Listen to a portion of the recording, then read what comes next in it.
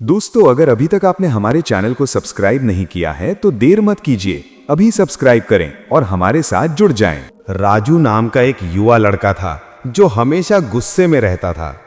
छोटी सी बात पर चिल्लाना, दोस्तों से लड़ना और घर में सबसे बुरा व्यवहार करना, ये उसकी आदत बन गई थी। उसके माता पिता परेशान थे क्योंकि राजू के गुस्से की वजह से घर का माहौल हमेशा तनावपूर्ण रहता था। एक दिन राजू के पिता ने उसे बगीचे में बुलाया और कहा, बेटा, आज से जब भी तुम गुस्सा करोगे तो इस बाड़ में एक कील ठोकना होगा। राजू को यह अजीब लगा, लेकिन उसने हां कह दी। पहले दिन उसने गुस्से में आकर 30 कीलें ठोकी, दूसरे दिन 28 कीलें, और इस तरह एक हफ्ते में बाड़ में 150 किलो ठुक गई। लेकिन धीरे धीरे राजू को एहसास हुआ कि कील ठोकना कितना मुश्किल काम है। उसे लगने लगा कि गुस्से को कंट्रोल करना कील ठोकने से आसान है। जब भी उसे गुस्सा आता, वो गहरी सांस लेता और अपने आप से कहता, मैं इस वक्त क्या महसूस कर रहा हूं और क्यों? ये सवाल पूछते ही उसका गुस्सा कम हो जाता। एक महीने बाद राजू के पिता ने देखा कि बेटा ज्यादा शांत हो गया है।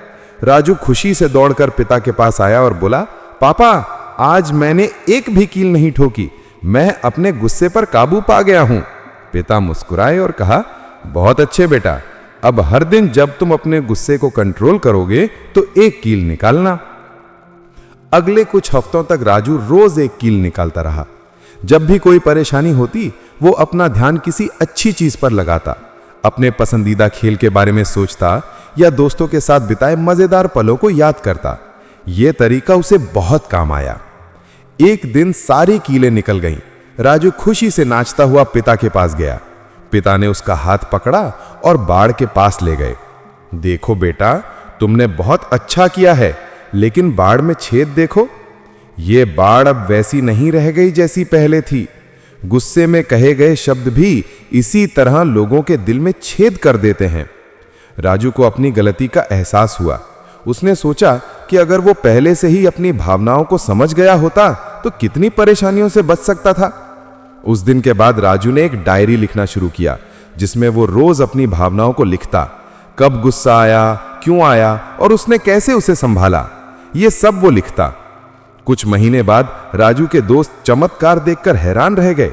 वो लड़का जो पहले छोटी बात पर भड़क जाता था, अब सबके साथ प्यार से बात करता था। जब कोई उसे परेशान करने की कोशिश करता तो वो मुस्कुरा कर कहता, मैं समझ सकता हूं कि तुम परेशान हो, लेकिन आओ इसे शांति से सुलझाते हैं। राजू ने अपने दोस्तों को भी यह तकनीक सिखाई। उसने बताया कि जब भी कोई नकारात्मक भावना आए तो पहले गहरी सांस लें, फिर अपने आप से पूछें कि यह भावना क्यों आई है। उसके बाद अपना ध्यान किसी अच्छी चीज पर लगाएं और रोजाना एक्सरसाइज करें। राजू रोज सुबह योग करता और शाम को टहलने जाता। एक साल बाद राजू के स्कूल में उसे बेस्ट स्टूडेंट का अवार्ड मिला। सिर्फ पढ़ाई में नहीं, बल्कि व्यवहार के लिए भी। अब वो हर छोटी अच्छी चीज को नोटिस करता था। टीचर की तारीफ, दोस्तों का साथ या मां के हाथ का खाना।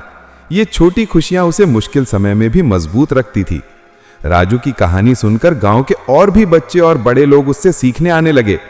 वो सबको बताता कि भावनाओं पर नियंत्रण केवल एक व्यावहारिक स्किल नहीं, बल्कि जीवन का एक गहरा दर्शन है।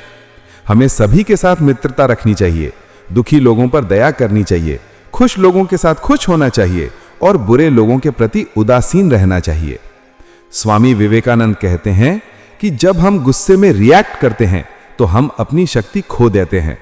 हर नेगेटिव रिएक्शन मन की हानि है, लेकिन जब हम अपनी भावनाओं को कंट्रोल करते हैं तो वो एनर्जी हमारे अंदर पॉजिटिव पावर में बदल जाती है। राजू की कहानी इसी सिद्धांत को दर्शाती है। ईर्ष्या का अभाव ही सबसे बड़ा राज है। हमेशा अपने भाइयों के विचारों को स्वीकार करने के लिए तैयार रहे और हमेशा मेल मिलाप की कोशिश करे। राजू का ट्रांसफॉर्मेशन यह साबित करता है कि जब हमने अपनी नकारात्मक भावनाओं पर काबू पाना सीख लिया तो जीवन में असली सफलता ना केवल मटेरियल सक्सेस, बल्कि आंतरिक शांति और खुशी भी मिलती है। स्वामी विवेकानंद के अनुसार गुस्सा और नफरत एक सर्कल की तरह है। जो हम बाहर भेजते हैं वो वापस हमारे पास आता है। इसलिए प्यार भेजिए, क्योंकि वो ही वापस लौट कर आएगा।